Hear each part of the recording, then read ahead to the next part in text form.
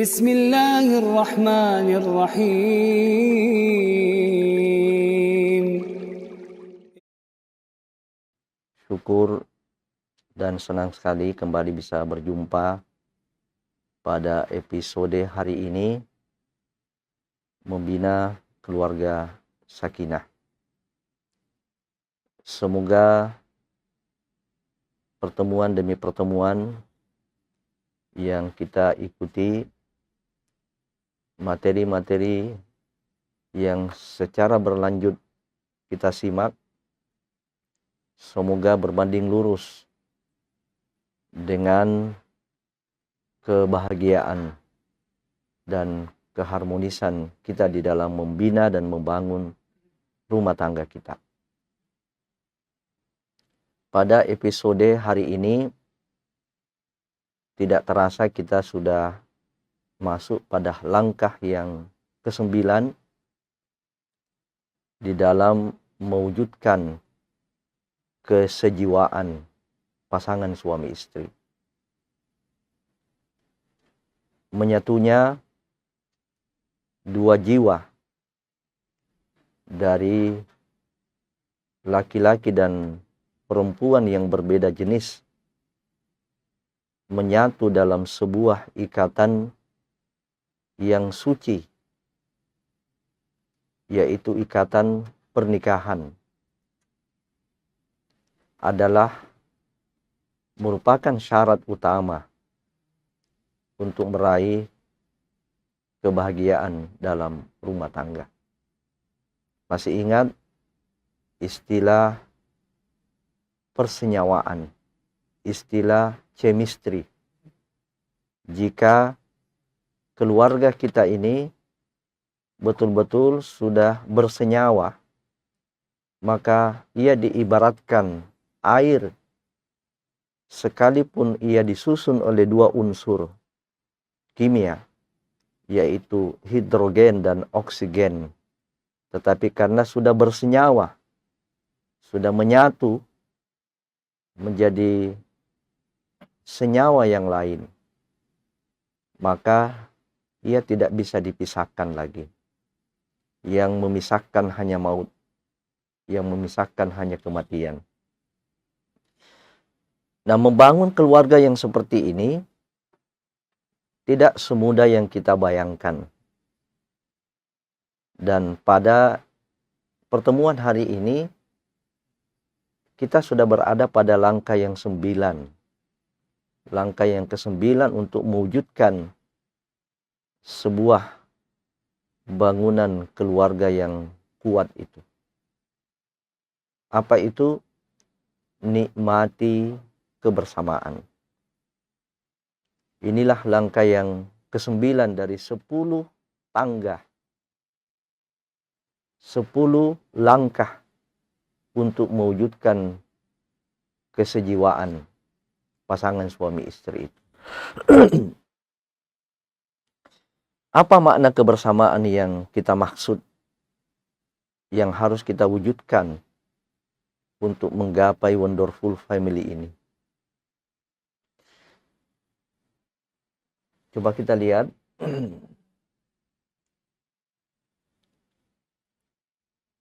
Makna kebersamaan yang dimaksud di sini bukan hanya durasi bersama dalam waktu yang panjang. Namun di balik durasi yang panjang itu, ternyata kita telah mengorbankan keluarga kita.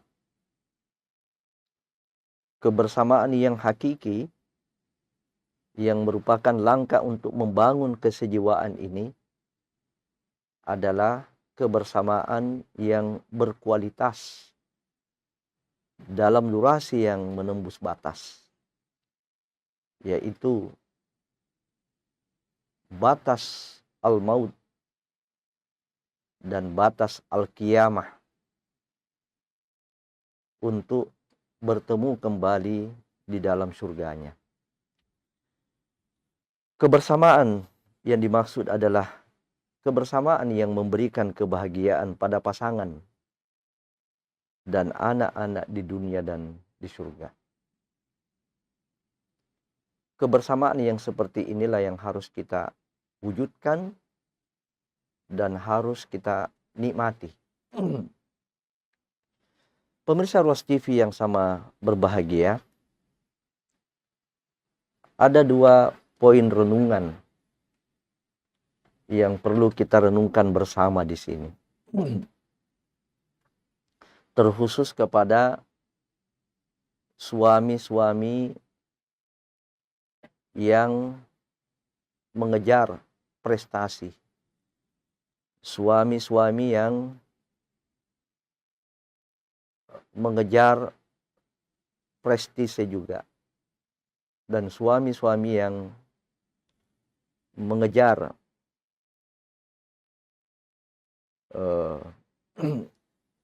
penghasilan, popularitas, dan sebagainya. Dan tidak mustahil juga di antara keluarga kita ada istri-istri yang memiliki obsesi-obsesi yang tinggi. Penghasilan yang besar, gaji yang besar, kekayaan dan saldo yang terus bertambah, popularitas dan sebagainya.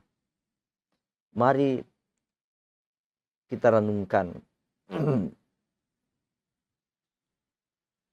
Renungan yang pertama, apalah artinya bisnis yang besar, penghasilan yang berlimpah, kekayaan yang terus bertambah, popularitas yang makin membuncah, namun tidak disertai dengan kehangatan keluarga.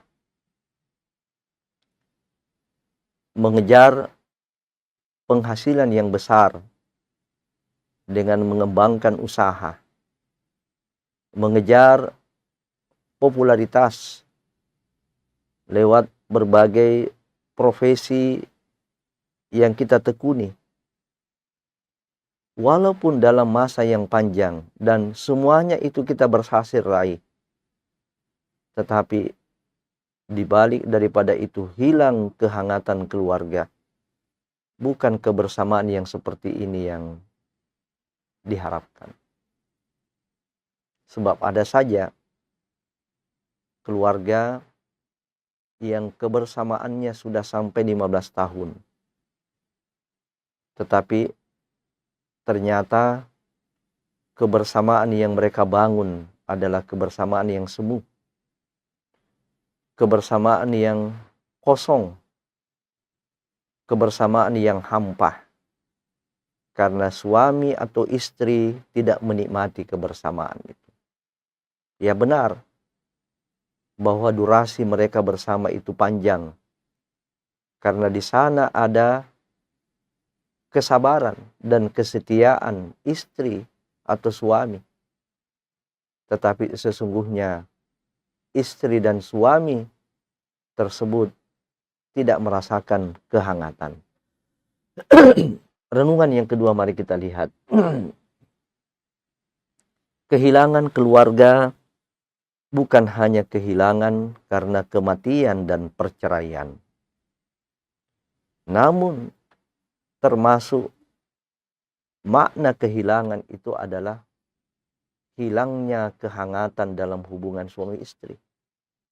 Hilangnya harmonisasi. Hilangnya cinta. Hilangnya kemesraan dalam berkeluarga. Inilah yang terpenting yang harus kita pertahankan.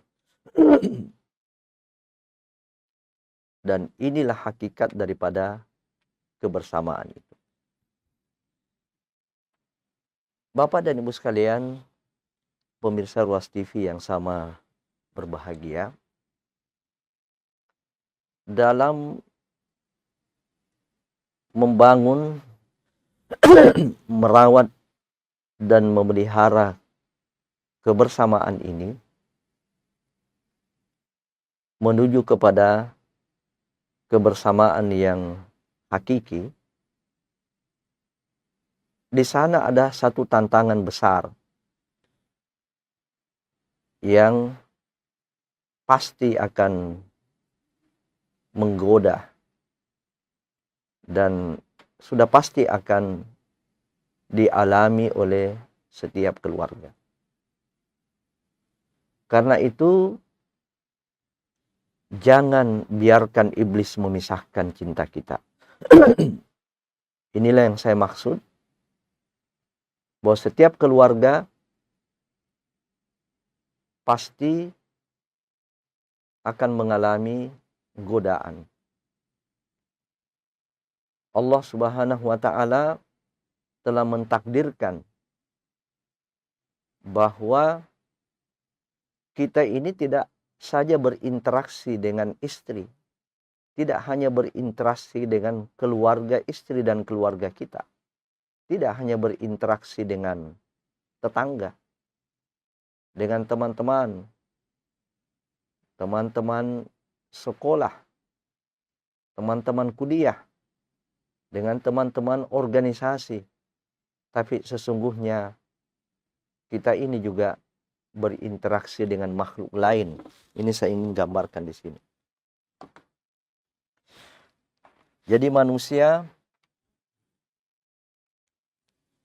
tidak hanya berinteraksi dengan sesama manusia.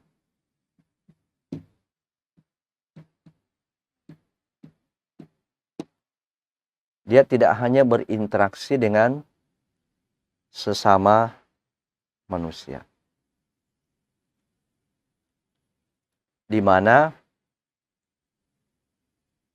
interaksi atau pergaulan dengan siapapun itu pasti akan melahirkan dampak, pasti akan melahirkan pengaruh.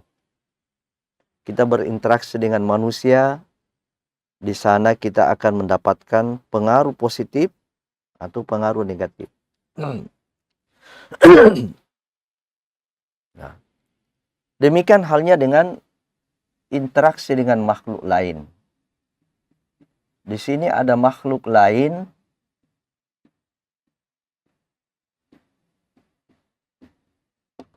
yang kita juga berinteraksi. Dan ini juga memberikan pengaruh positif atau negatif dari pengaruh dengan makhluk lain itu. Kalau kita bagi, di sini ada makhluk yang bernama alam syahadah atau makhluk yang nampak. Ada makhluk yang nampak. Apa itu? Hewan, tumbuh-tumbuhan. Ada hewan, ada tumbuh-tumbuhan dan sebagainya. Ini juga memberikan pengaruh-pengaruh positif atau negatif. Kemudian di sini juga ternyata kita juga berinteraksi dengan makhluk lain yang bernama, yang tidak nampak, yang disebut dengan alam gaib. Ini alam syahadah, yaitu makhluk-makhluk yang nampak secara kasat mata dan kita bisa berinteraksi dengan indera kita. Dan juga di sini ada makhluk yang tidak nampak yang disebut dengan makhluk gaib. Kita bagi di sini berdasarkan pengaruh positif negatifnya. Ada malaikat. Ya, yang sesungguhnya apabila kita berinteraksi dengan mereka itu akan banyak melahirkan pengaruh-pengaruh yang positif. Kita yakin bahwa di majelis itu ada malaikat yang menaburkan rahmat, memberikan ampunan. Kemudian kita berlomba-lomba ke majelis itu, maka itu pengaruh positif. Kita sering membaca Al-Quran, berzikir, berdoa, beribadah di dalam rumah. Itu mengundang datangnya malaikat rahmat. Kita lakukan itu, artinya keberadaan malaikat itu memberikan motivasi kepada kita untuk menjadi baik. Tetapi di sini ada juga makhluk yang bernama iblis, yang bernama setan, dan bernama jin. Ini sudah pernah saya jelaskan pada pertemuan yang lalu. Iblis ini moyangnya jin. Ya, iblis ini moyangnya jin. Ya, berarti jin ini adalah anak cucu daripada iblis. Ya, jadi iblis ini kana minal jin fafasaqa an amri rabbi. Iblis itu dari kalangan jin. Tetapi dia mendurhakai Allah. Nah, jadi iblis ini adalah moyangnya jin dan jin ini adalah keturunannya iblis. Setan ini siapa? Setan ini adalah sifatnya, sifat negatif. Ya, sama dengan induknya iblis. Nah, setan ini bisa dari kalangan jin maupun manusia. Nah, karena jin ini ada yang muslim, ada yang non-muslim. Jin yang durhaka, jin yang fasik, inilah yang jadi setan. Nah, di dalam hadis ini dijelaskan. Ini hadis sahih riwayat Imam Muslim.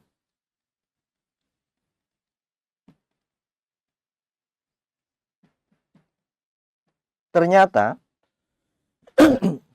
Allah menguji setiap keluarga itu dengan mendatangkan iblis dan bala tentaranya. Ya, kita ingin menghadirkan ini, riwayat ini, hadis Nabi Shallallahu Alaihi Wasallam ini adalah untuk mengingatkan kepada kita bahwa merawat, membangun kebersamaan itu bukan perkara mudah. Membangun kebersamaan itu bukan perkara mudah. Apalagi kebersamaan yang sifatnya berkualitas. Ada orang yang hidup bersama dalam waktu yang lama tetapi hambar. Rasa cinta sudah tidak ada, harmonisasi sudah tidak ada. Sudah tidak ada aksi reaksi, sudah tidak ada kenikmatan dari kebersamaan itu.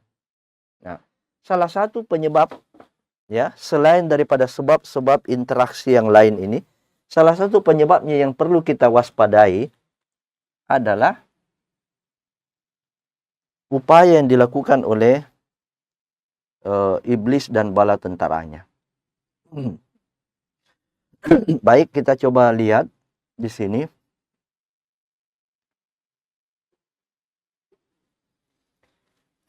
Ini hadis dari Jabir bin Abdullah radhiyallahu an. Diriwayatkan oleh Imam Muslim di dalam kitab sahihnya, Sahih Muslim. Dan hadis ini adalah hadis yang sahih. Nabi SAW bersabda, "Inna iblisa yada'u arsyahu 'alal ma'." Nah, perhatikan baik-baik. Sesungguhnya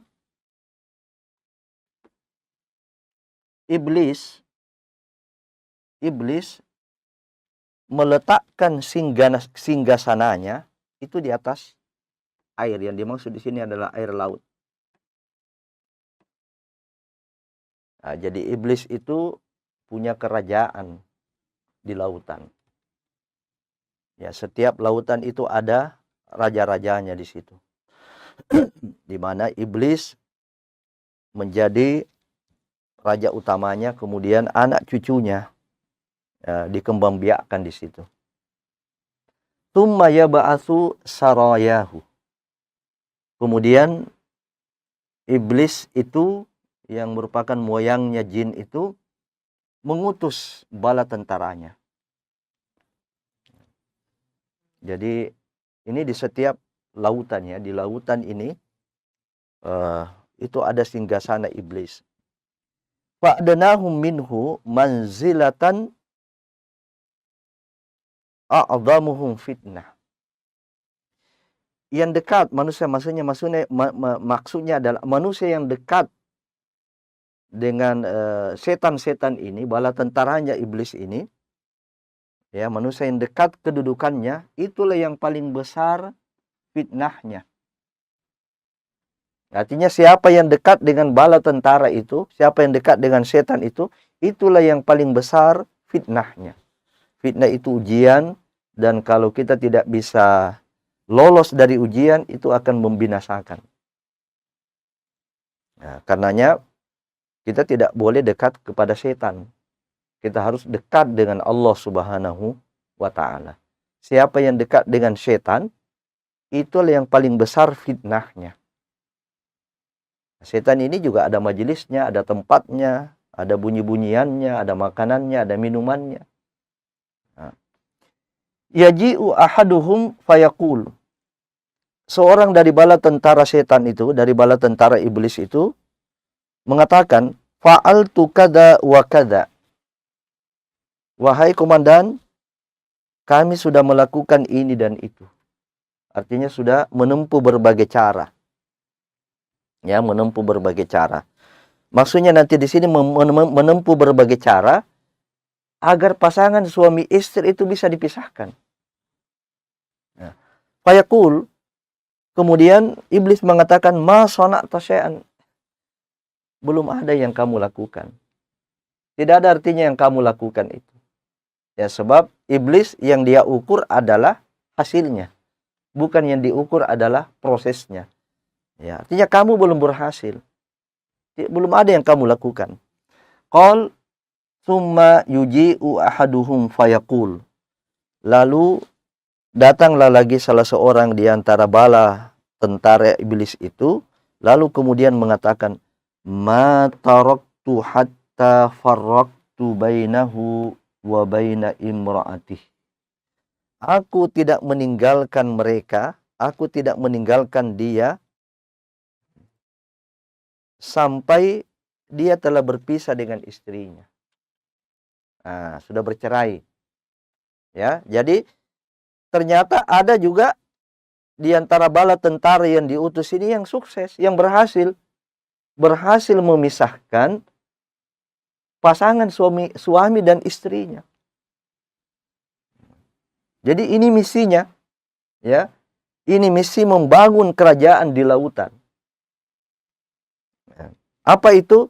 Memisahkan antara suami dengan istri. Ya, makanya saya menggarisbawahi kembali, tidak mudah. Tidak mudah membangun kebersamaan. Tadi yang kita maksud adalah kebersamaan yang hakiki, kebersamaan yang berkualitas. Bukan kebersamaan yang hampa. Ya, ada kesetiaan juga, kesetiaan yang dibangun adalah kesetiaan yang sifatnya fata morgana. Ya, karena mungkin dia pikirkan anaknya. Ya. Nah, jadi ada yang berhasil di antara mereka yang memisahkan, dan inilah misinya. Memisahkan suami dengan istrinya. Fayudnihi minhu wa yaqul. Didatangilah, iblis mendatangi. Jadi iblis itu masih hidup. Ya, iblis itu masih hidup. Ya, dia setelah dilempar keluar dari dari surga, ya, karena ingkar kepada Allah untuk sujud kepada Adam, maka iblis terus menjalankan godaannya. Ya, jadi iblis mendekati prajuritnya tadi yang berhasil itu. Lalu kemudian dia memuji, ni'ma anta, hebat betul engkau. Hebat kamu.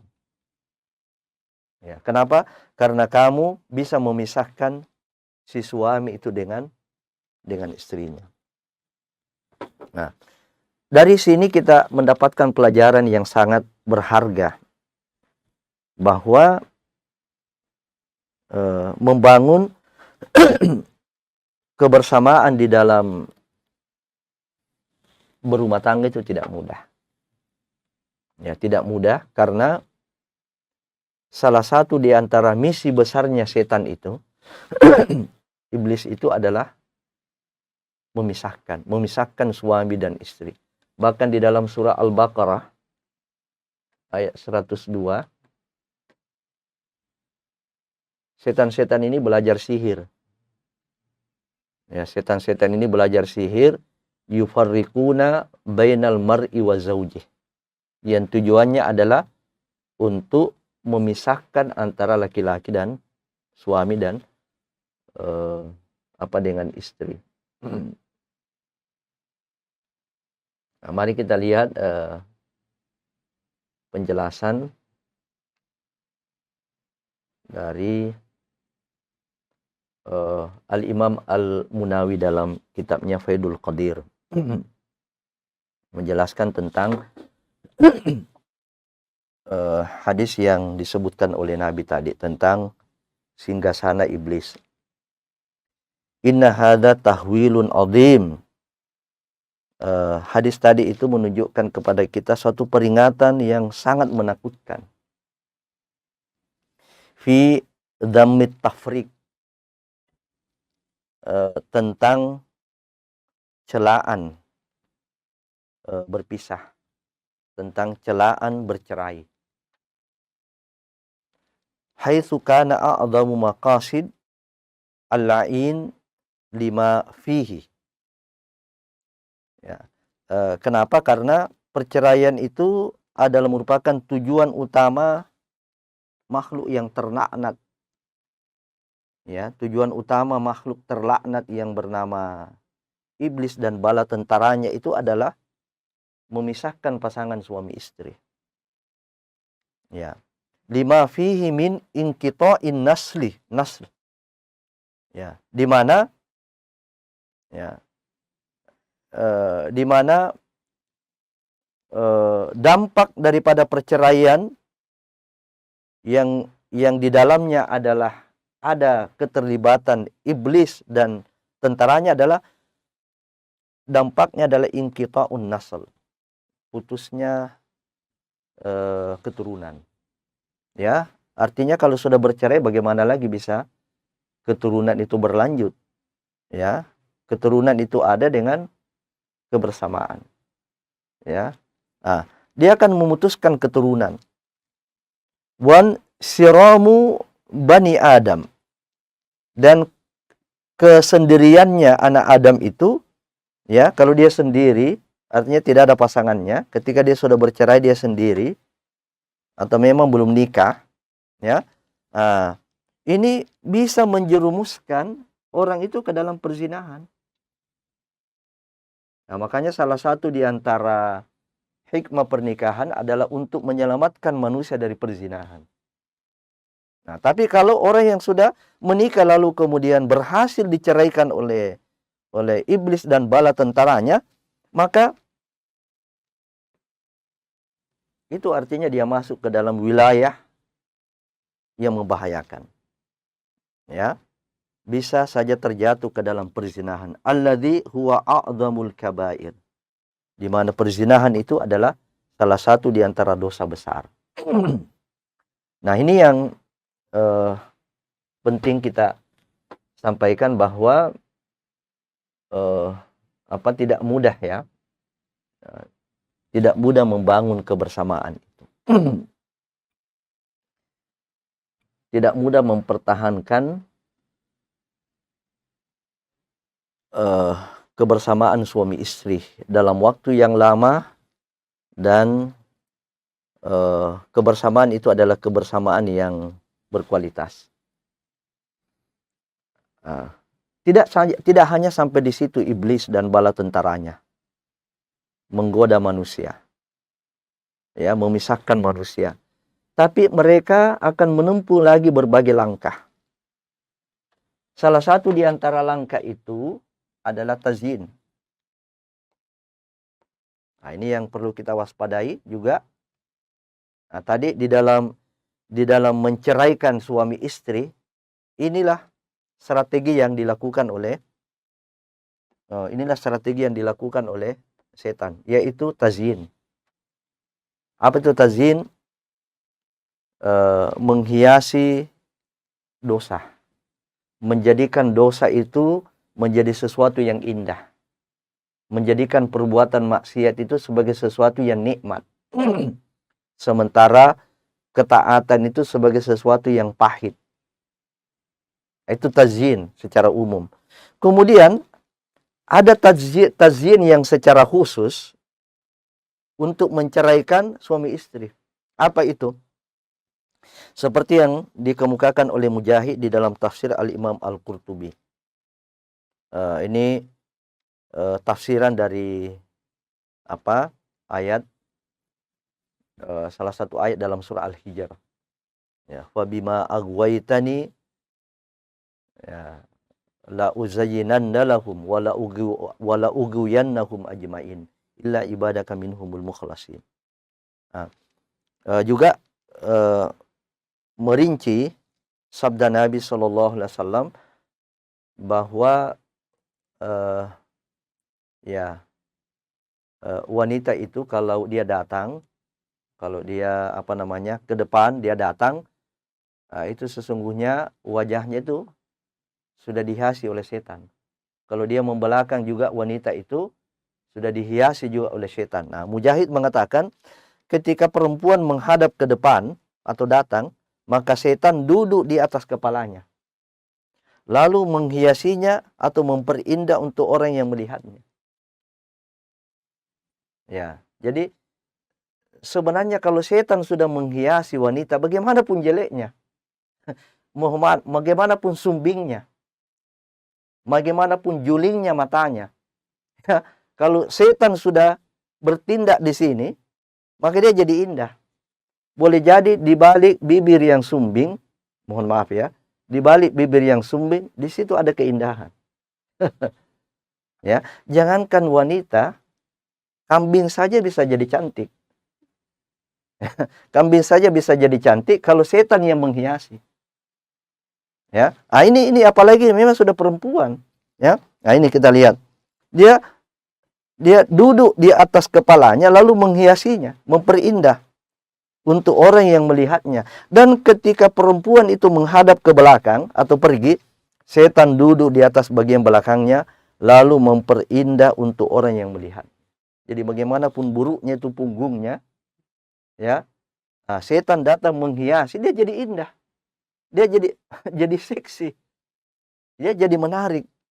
Ya, nah, coba kita lihat bagaimana langkah-langkah tindak lanjut daripada tazyin ini. Nah, jadi kalau kita merespon ini dengan baik, tazyin ini, kita tidak menyadari, ya, makanya dalam lanjutan hadis Nabi tentang ini, itu Nabi mengatakan, kalau kamu diganggu oleh wanita, kamu tertarik oleh wanita, lari cepat ke istrimu.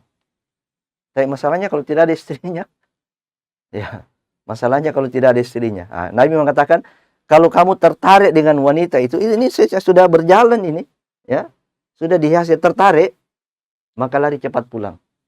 Lari cepat temui istrimu, supaya kamu selamat. Masih ingat kisah yang pernah saya angkat? Seorang hakim yang pernah men-skor sidang, karena yang disidang di hadapannya seorang wanita cantik. Dia skor sidang, tujuannya apa? Bukan pergi sholat, tapi pergi menemui istrinya. Ya, itu mengamalkan hadis Nabi SAW. Begitu besar godaannya seorang wanita.